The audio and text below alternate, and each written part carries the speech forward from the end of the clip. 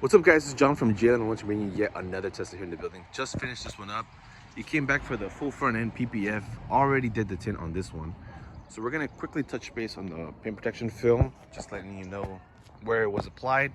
So we did the full bumper, fog lights, headlights.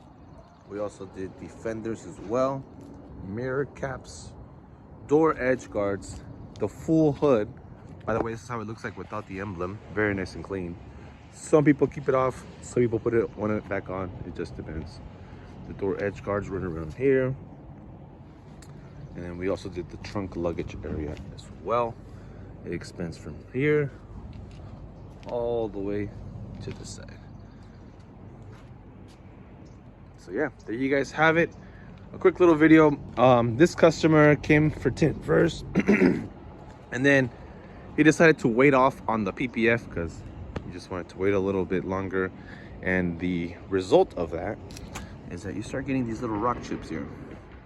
And unfortunately, now that the rock chips are there, yeah, you can probably touch them up sometimes, but they don't look as clean. So this will end up staying on your car for a really long time, at least for the remainder of the PPF. And they look pretty bad because they're black. So he has some there.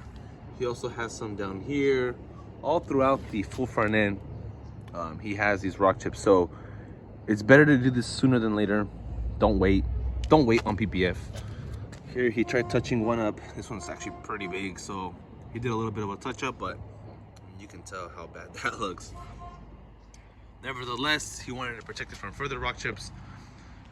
But this is one of those things where you gotta do it sooner than later. Make this a priority. Full front end PPF, if you want it looking clean for a longer time. This PPF is by Legend. It's rated for 12-year warranty. So if you want it looking good for the next 12 years without any of these rock chips on there, it's best that you just go ahead and get it done sooner than later. So don't hesitate to get it done. Thank you guys for watching.